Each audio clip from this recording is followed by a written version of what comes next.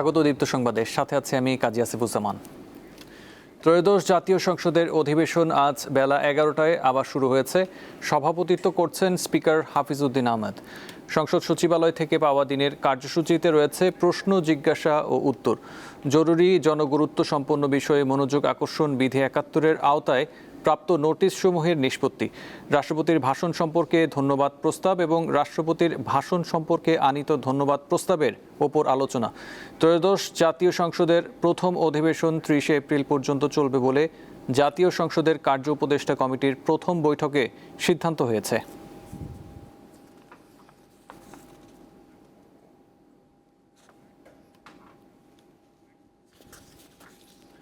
আজ উন্নত চিকিৎসার জন্য সিঙ্গাপুর নেওয়া হচ্ছে প্রধানমন্ত্রী তারেক রহমানের রাজনৈতিক উপদেষ্টা ও ঢাকা 8 আসনের সংসদ সদস্য মির্জা আব্বাসকে। বেলা 11টায় এয়ার অ্যাম্বুলেন্সে তাকে সিঙ্গাপুরে নেওয়া হয়। জানা গেছে, মির্জা আব্বাসের সঙ্গে যাবেন তার স্ত্রী আফরোজা আব্বাস ও তাদের বড় ছেলে মির্জা ইয়াসির আব্বাস। মির্জা আব্বাসের ব্যক্তিগত সচিব মিজানুর রহমান সোহেল গণমাধ্যমকে এই তথ্য জানান। গত বুধবার অসুস্থ হয়ে জ্ঞান হারালে মির্জা আব্বাসকে বসুন্ধরার এভারকেয়ার হাসপাতালে ভর্তি করা হয়। সেখানে তার মস্তিষ্কে 2টি অস্ত্রোপচারের পর নিবিড় পর্যবেক্ষণে রাখা হয়েছে। শনিবার সকালে মির্জা আব্বাসের মস্তিষ্কের সিটি স্ক্যান করা হলে প্রতিবেদন ভালো এসেছে বলে জানান বিএনপির স্বাস্থ্য বিষয়ক সম্পাদক রফিকুল ইসলাম।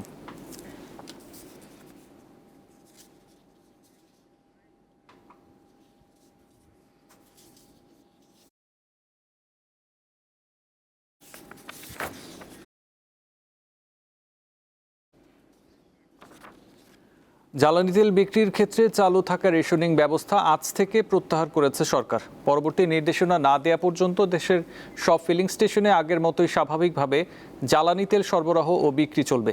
শনিবার জ্বালানি বিভাগে এক বৈঠকে এই সিদ্ধান্ত নেওয়া হয়।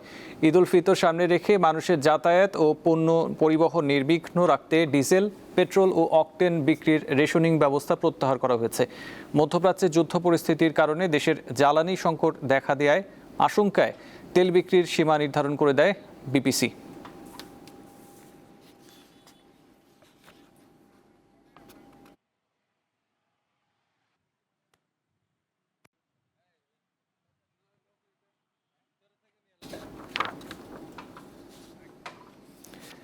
তেলের সংকট এখনও অব্যাহত আছে দেশের বিভিন্ন জেলায়। ডিপো থেকে তেল না পাওয়ায় বন্ধ রয়েছে অধিকাংশ রিফুয়েলিং স্টেশন। এদিকে অবৈধ মজুদের বিরুদ্ধে অভিযান অব্যাহত রেখেছে পুলিশ ও প্রশাসন। তেলের অভাবে বন্ধ রয়েছে নওগাঁর অনেক ফিলিং স্টেশন। এতে চরম ভোগান্তিতে পড়েছেন ভোক্তারা। ডিপো থেকে তেল না পাওয়ায় জেলার অনেক ফিলিং স্টেশন পেট্রোল ও অকটেন নেই বলে সাইনবোর্ড ঝুলিয়ে রেখে দেয়। একই চিত্র বরগুনায়। সরবরাহ না থাকায় বন্ধ পাম্প ও অধিকাংশ খুচরা তেলের দোকান। যদিও প্রশাসন বলছে ডিপোতে সংকট নেই, জ্বালানি তেলের তীব্র সংকটে ভোগান্তিতে পড়েছেন ভাড়ায় চালিত মোটরসাইকেল চালকসহ দূর দূরান্তে যাতায়াত করা বিভিন্ন শ্রেণী পেশার মানুষ। এদিকে পাবনার ঈশ্বরদীতে অবৈধভাবে জ্বালানি তেল ও গ্যাস সিলিন্ডার মজুদের অভিযোগের প্রেক্ষিতে অভিযান পরিচালনা করেছে উপজেলা প্রশাসন। ফিলিং স্টেশনের খবর জানাতে এবার নারায়ণগঞ্জ থেকে যোগ দিচ্ছেন সহকর্মী গৌতম সাহা। গৌতম, আজ থেকে রেশনিং ব্যবস্থা বন্ধ করেছে সরকার। পাম্পের চিত্র সেখানে কেমন দেখছেন আমাদের জানাবেন।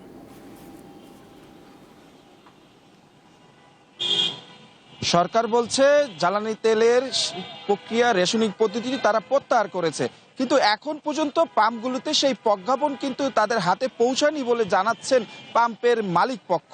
এবং আমরা যে বিষয়টি দেখেছি, অতীতের মতো কিন্তু আজও কিন্তু তেল সংকটে ভুগছেন গাড়ির চালকরা এবং স্বাভাবিক প্রক্রিয়ায় নারায়ণগঞ্জের পাম্পগুলিতে তেল বিক্রি করতে দেখা যায়নি। রেশনিং পদ্ধতিতে এখন পর্যন্ত নারায়ণগঞ্জের পাম্পগুলিতে তেল বিক্রি হচ্ছে।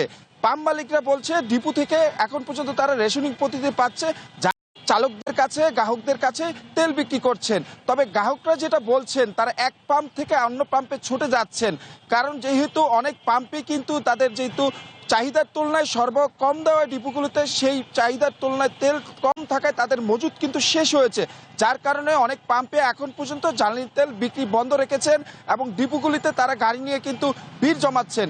তারা যেটি বলছেন, ডিপো মালিক যারা যে জিনিসটি বলছেন, তাদের কাছে পর্যাপ্ত তেল সরবরাহ নেই, সংকট রয়েছে যে বিষয়টি জানাচ্ছেন, যার কারণে তারাও রেশনিং পদ্ধতিতে বিক্রি করছেন।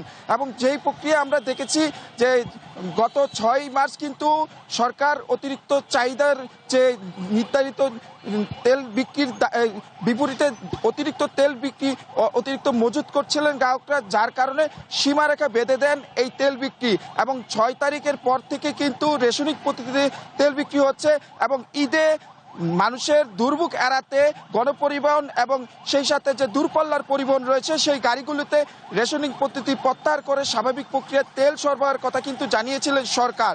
এবং এখন পর্যন্ত নারায়ণগঞ্জের পাম্পগুলিতে স্বাভাবিক প্রক্রিয়ায় তেল বিক্রি হচ্ছে না, রেশনিং প্রক্রিয়াতে তেল বিক্রি হচ্ছে। এই ছিল আসলে আমার কাছে জ্বালানি তেল সরবরাহের এখন পর্যন্ত সর্বশেষ। জি গৌতম, আপনাকে ধন্যবাদ। এই মুহূর্তে বরিশালে রয়েছেন সহকর্মী মুর্তজা জুয়েল। ফিলিং স্টেশনের খবর জানাবো তার কাছ থেকে। জুয়েল, বরিশালে ফিলিং স্টেশনের ভিড় কেমন দেখছেন এখন, আর সেখানে সার্বিক পরিস্থিতি জানান আমাদের।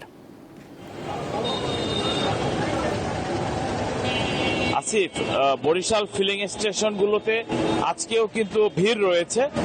অর্থাৎ তেল সংকটের গুজবের সংবাদে যে একটি ভিড় তৈরি হয়েছিল সেটি কিন্তু এখন পর্যন্ত অব্যাহত রয়েছে।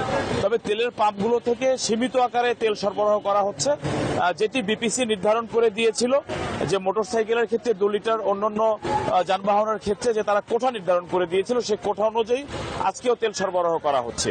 কিন্তু এরই মধ্যে বিপিসি থেকে আরো একটি সর্বশেষ নির্দেশনা এসেছে যে দেশে আপাতত কোনো তেলের সংকট নেই, এর ফলে প্রয়োজন অনুযায়ী যে কোনো ব্যক্তি কিংবা যানবাহন বা প্রতিষ্ঠান তারা তেল নিতে পারবে। কিন্তু সেই নির্দেশনাটি এখন পর্যন্ত বরিশালের ফিলিং স্টেশনগুলোতে কার্যকর করা হয়নি। এখানকার যে স্টেশনের দায়িত্বে যারা রয়েছেন তারা আমাদেরকে যে বিষয়টি বলছেন যে তারা এখন পর্যন্ত ঘোষণাটি তারা মিডিয়ার মাধ্যমে দেখেছেন, শুনেছেন, কিন্তু এ ধরনের কোনো লিখিত চিঠি কিংবা নির্দেশনা এখন পর্যন্ত তাদের হাতে এসে পৌঁছয়নি। অপরদিকে আসিফ, আরেকটি বিষয় হলো যে গতকাল শুক্রবার এবং শনিবার থাকায় সরকারি যে ডিপোগুলো রয়েছে তেলের, অর্থাৎ পদ্মা, মেঘনা, যমুনা যে পেট্রোলিয়ামের ডিপোগুলো রয়েছে সেগুলো কিন্তু সরকারি ছুটি থাকায় 2 দিন বন্ধ ছিল। 2 দিন বন্ধ থাকার ফলে কিন্তু তারা সেখান থেকে তেল সরবরাহ নিতে পারেনি। এর ফলে গত 2 দিন এবং আজকে তারা কিন্তু সেই বৃহস্পতিবার যে তেল পেয়েছেন সেই তেলগুলো তারা সরবরাহ করছেন। এর ফলে তাদের এখানে কিছুটা তেলের সংকট আজকে রয়েছে। বিক্রেতারা বলছেন যে কিছুক্ষণের মধ্যে তারা আজকে রোববার যে তেল সরবরাহ করার কথা রয়েছে সেটি তারা পাবেন। ইতিমধ্যে তাদের যে লরিগুলো রয়েছে তেলের সেগুলো ডিপোতে রয়েছে। এক একটি পাম্পকে ন্যূনতম 3,000 থেকে 10,000 লিটার পর্যন্ত জ্বালানি বরাদ্দ দেওয়া হয়ে থাকে পেট্রোল এবং অকটেন মিলে। তো আজকে তারা তেলটি সরবরাহ পেলে কোনো সাময়িক সংকট থাকবে না।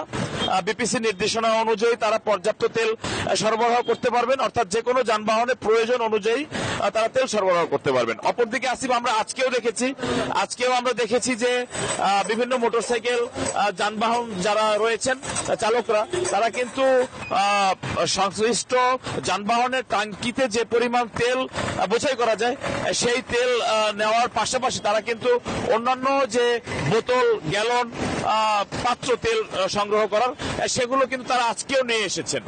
অর্থাৎ এখনো কিন্তু মানুষের মধ্যে একটি ধারণা রয়েছে যে তেলের সংকট পড়তে পারে, ফলে তারা বাড়তি তেল সংগ্রহের প্রবণতা এখনো নাগরিকদের মধ্যে রয়েছে। আসিফ, এ ছিল বরিশাল থেকে জ্বালানি তেল সরবরাহের আজকের তথ্য।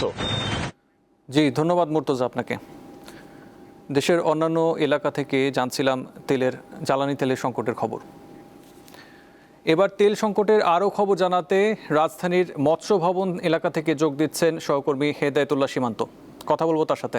সীমান্ত, সকাল থেকে রাজধানীর ফিলিং স্টেশনগুলোর কি চিত্র দেখছেন? এখনও কি তেল নিয়ে গ্রাহকদের দীর্ঘ সময় অপেক্ষা করতে হচ্ছে?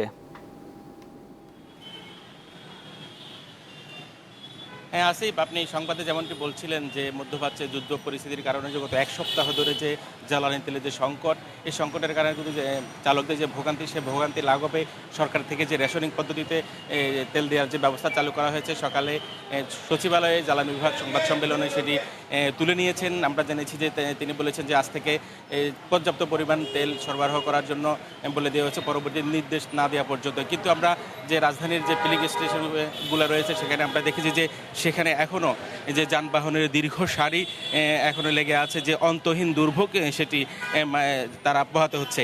পাশাপাশি আমরা যারা ফিলিং স্টেশনের ম্যানেজার তাদের সাথে আমরা কথা বলেছি, তারা বলছেন যে তাদের কাছে এখনো সেই নির্দেশনা আসেনি, যার কারণে তারা আগের পদ্ধতিতে অর্থাৎ মোটরসাইকেলে যারা ব্যক্তিগত চালক তাদেরকে 300 টাকা এবং যারা পাঠাও চালক রয়েছেন তাদেরকে 500 টাকার তেল দিচ্ছে। পাশাপাশি যারা প্রাইভেট কার রয়েছে তাদেরকে 10 লিটার করে দেওয়া হচ্ছে। এভাবেই যে আগের যে পদ্ধতি সেই রেশনিং পদ্ধতিতেই তেল এখনও দেওয়া হচ্ছে, যার কারণে কিন্তু আমরা দেখেছি যে এই যে আমি এখন রমনা ফিলিং স্টেশনে রয়েছি, সেখানে দীর্ঘ সারি। আমরা যদি আপনাকে বলতে চাই, মৎস্য ভবন থেকে শুরু করে ঢাকা রিপোর্টার্স ইউনিটি পর্যন্ত সেই সারি চলে গেছে, অর্থাৎ একদিকে মোটর সাইকেলের সারি, অন্যদিকে ব্যক্তিগত যানবাহনের সারি। এভাবে তারা যে দুর্ভোগ পোহাচ্ছেন, তারা বলছেন তারা অনেকেই সেহরি খেয়ে এসেছেন, অনেকেই ফজর নামাজ পড়ে তারা লাইনে দাঁড়িয়েছেন, পাশাপাশি অনেকে ঘন্টার পর ঘন্টা অপেক্ষা করেও সেই কাঙ্ক্ষিত তেল পেতে বেগ পেতে হচ্ছে। অর্থাৎ 300 টাকা তেল দিয়ে তাদের সেই সময় তারা যে কাজ করবেন সেটি সম্ভব না। এই জন্য তারা এক পাম্প থেকে অন্য পাম্পে তারা যাচ্ছেন, যার কারণে কিন্তু এই প্রত্যেকটা পাম্পেই কিন্তু যে দীর্ঘ সারি, সেই সারি লেগেই আছে। অর্থাৎ অন্তহীন যে দুর্ভোগ, সেই দুর্ভোগে তারা পাচ্ছেন। এভাবেই আমরা এছাড়াও রাজধানীর বিভিন্ন পাম্পে একই অবস্থা আমরা দেখেছি। এইভাবেই অন্তহীন দুর্ভোগ কবে নাগাদ শেষ হবে সেটিও এখন পর্যন্ত বলা যাচ্ছে না, যদিও সরকার বলছে যে পরবর্তী নির্দেশ না দেওয়া পর্যন্ত সেই তাদের পর্যাপ্ত পরিমাণ তেল দেওয়ার জন্য বলে দেওয়া হয়েছে, কিন্তু সেই চিত্র আমরা পাম্পগুলিতে দেখছি না। আসিফ ছিল আমার কাছে রাজধানীর যে জ্বালানি তেল সংকটের সর্বশেষ পরিস্থিতি। জি, ছিলেন হেদায়েতুর সীমান্ত, আপনাকে ধন্যবাদ। স্বল্প আয়ের মানুষের কাছে গরিবের মার্কেট হিসেবে পরিচিত রাজধানীর ফুটপাতের দোকান ঈদের কেনাকাটার অন্যতম ভরসা। নিত্য প্রয়োজনীয় পণ্যের দাম বেড়ে যাওয়ায় অনেকেই বড় শপিং মল বা অভিজাত মার্কেটের বদলে ফুটপাতেই খুঁজছেন সাধ্যের মধ্যে ঈদের পোশাক। রঙিন জামাকাপড়ের শাড়ির দরদামের কোলাহল আর ক্রেতা বিক্রেতার দামাদামিতে মুখর চারপাশ। নগরীর ফুটপাতগুলো এখন যেন ক্ষুদ্র ক্ষুদ্র ঈদ বাজার। একই চিত্র রাজধানীর মিরপুরের 10 নম্বর ব্রিজ সংলগ্ন ফুটপাত মার্কেটের। ঝলমলে শপিং মলের বাইরে এই অস্থায়ী দোকানগুলোকে ঘিরে ঈদের প্রস্তুতি নিচ্ছে হাজারো নিম্নবিত্ত ও নিম্ন মধ্যবিত্ত মানুষ। স্বাদ আর সাধ্যের হিসাব মিলিয়ে এখানেই খুঁজে নিচ্ছেন পছন্দের পোশাক। এই শার্টটা যদি হয়তো মনে করেন যে আপনার মার্কেটে হয় কত হইব, 700 হইব, তা ফুটপাতে একটা শার্ট হয়তো আপনার 300 350। তারপরে টিভিতে পাইতেছি আর কি, মানে যা ছিল আর কি, মানে যে সামর্থ্য হিসাবে মানে পাচ্ছে আর কি। বেচা বিক্রি নিয়ে সন্তুষ্টি প্রকাশ করেছেন বিক্রেতারা। ঈদের যে কয়দিন বাকি আছে এ সময়ের মধ্যে বেচাকেনা আরো বাড়বে বলে আশা তাদের। মোটামুটি ভালো বেচাকেনা, কিন্তু সামনে আরো ভালো হবে ইনশাআল্লাহ আশা করা যায়। বেচাকেনা আরো বাড়ার আশঙ্কা আছে। দেখা যাচ্ছে 27 রমজানের আগে একটু বেচাকেনা বেশি হয়, ঠিক আছে, তো আমরা ওই আশায় এখনো আছি। বড় বড় মার্কেটের ঝলমলে আলো বা আধুনিক সুযোগ সুবিধা এখানে না থাকলেও স্বল্প আয়ের মানুষের জন্য মিরপুরের এই ফুটপাত যেন ঈদের আনন্দ ছড়িয়ে দেওয়ার একটি সহজ ঠিকানা। সীমিত সামর্থ্যের মধ্যে পরিবারের মুখের হাসি ফোটানোর জন্য অনেককেই শেষ ভরসা হিসেবে বেছে নিচ্ছেন এই গরিবের মার্কেটকেই।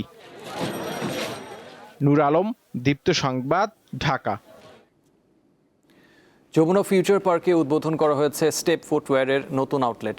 গত বুধবার বিকেলে আড়ম্বরপূর্ণ ও উৎসব মুখর আয়োজনে অত্যাধুনিক ও দৃষ্টিনন্দন এই আউটলেটের আনুষ্ঠানিক উদ্বোধন করা হয়। দেশের জনপ্রিয় ফুটওয়্যার ব্র্যান্ড স্টেপ ফুটওয়্যারের ব্যবস্থাপনা পরিচালক শামীম কবিরের উপস্থিতিতে উদ্বোধনী অনুষ্ঠানে অংশ নেন ব্র্যান্ডটির জনপ্রিয় ব্র্যান্ড অ্যাম্বাসেডর এবং দর্শকপ্রিয় অভিনেতা মডেল তৌসিফ মাহবুব। আরও উপস্থিত ছিলেন এই প্রজন্মের এক ঝাঁক জনপ্রিয় মডেল তারকা, স্টেপ ফুটওয়্যারের ঊর্ধ্বতন কর্মকর্তারা, বিশিষ্ট ব্যক্তিবর্গ, ব্যবসায়ী প্রতিনিধি, ক্রেতা ও শুভানুধ্যায়ীরা। তাদের উপস্থিতিতে পুরো আয়োজনটি হয়ে ওঠে প্রাণবন্ত ও বর্ণিল।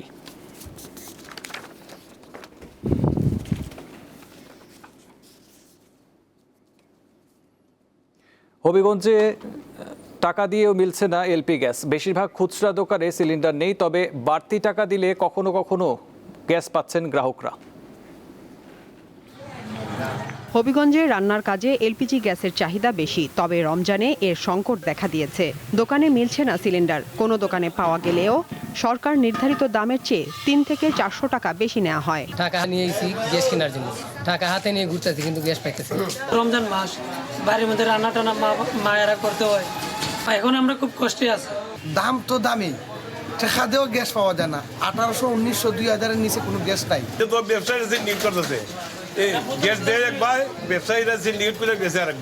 বিক্রেতারা অবশ্য বলছেন, গ্যাসের সংকট তৈরি হওয়ায় অতিরিক্ত মূল্যে তাদের তা কিনতে হয়, তাই বেশি দামে বিক্রি করতে হয়। সবচেয়ে বেশি চাহিদা বাড়ে রমজান মাসে, আর এখন রমজান মাসটা চলছে। প্রত্যেকটা গ্যাসই কোনো ডিলার আমরা দেয় না। সরকার মহোদয় যদি সিস্টেম করতে যে কোনো বোতল যে কেউ গ্যাস নিতে পারবে তাহলে মনে হয় সরবরাহটা ঠিক মতো পাইলাম না। সরকার নির্ধারিত দামে গ্যাস বিক্রি নিশ্চিত করতে স্থানীয় প্রশাসন তদারকি করছে বলে জানায় জেলা প্রশাসন। এর বিরুদ্ধে আমাদের ভ্রাম্যমাণ আদালত পরিচালনা সহ সব ধরনের আইনানুগ ব্যবস্থা অব্যাহত থাকবে। কোনোভাবেই সরকার যে নির্ধারিত মূল্য আছে এর বাইরে এই এলপিজি সিলিন্ডারের মূল্য বেশি নেওয়ার কোনো সুযোগ নেই। হবিগঞ্জে 12 কেজি সিলিন্ডারের জন্য গ্রাহককে 1700 থেকে 1800 টাকা গুনতে হয়। সাদিয়া চৌধুরী, দীপ্ত, বার্তাকক্ষ। ইসরায়েলের ভূখণ্ড লক্ষ্য করে ইরানের অভ্যন্তর থেকে বেশ কিছু ক্ষেপণাস্ত্র ছোড়া হয়েছে বলে জানিয়েছে তেল আভিভ। নাগরিকদের নিরাপদ আশ্রয়ে চলে যেতে বলেছে ইসরায়েলি বাহিনী। রোববার সামাজিক যোগাযোগ মাধ্যমে দেয়া এক পোস্টে ইসরায়েলি সামরিক বাহিনী বলেছে, আকাশপথে আসা এই হুমকি মোকাবেলায় তাদের প্রতিরক্ষা ব্যবস্থা সক্রিয় রয়েছে। একই সঙ্গে নিরাপত্তার স্বার্থে নাগরিকদের দ্রুত নিরাপদ আশ্রয়ে চলে যাওয়ার জন্য সতর্কবার্তা দেওয়া হয়েছে। এদিকে বাহরাইনের রাজধানী মানামায় ভোরে বড় ধরনের বিস্ফোরণের শব্দ শোনা গেছে বলে খবর দিয়েছে বার্তা সংস্থা এএফপি। বাহরাইন দাবি করেছে, ইরানের হামলা শুরুর পর থেকে এই পর্যন্ত 125টি ক্ষেপণাস্ত্র ও 203টি ড্রোন প্রতিহত করেছে তারা। এসব হামলায় বাহরাইনে এখন পর্যন্ত 2 জন এবং পার্শ্ববর্তী উপসাগরীয় দেশগুলোতে আরও 24 জন নিহত হয়েছেন।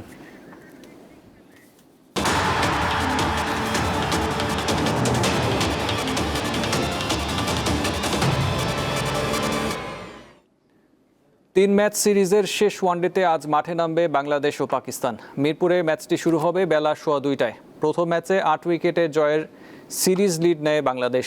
সিরিজে টিকে থাকার লড়াইয়ে দ্বিতীয় ওয়ানডেতে 128 রানের জয়ে সমতায় ফিরে পাকিস্তান। তৃতীয় ও শেষ ওয়ানডেতে ঘরের মাঠে জিতে সিরিজ নিশ্চিত করতে চায় স্বাগতিকরা। অন্যদিকে মেহেদী হাসান মিরাজদের হারিয়ে সিরিজ জিতে ঘরে ফিরতে চায় পাকিস্তান।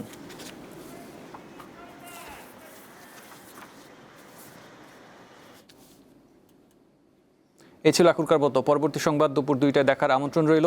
এছাড়াও তথ্য বিনোদনের জন্য চোখ রাখুন দীপ্ত টিভির ডিজিটাল প্ল্যাটফর্মগুলোতে। ধন্যবাদ।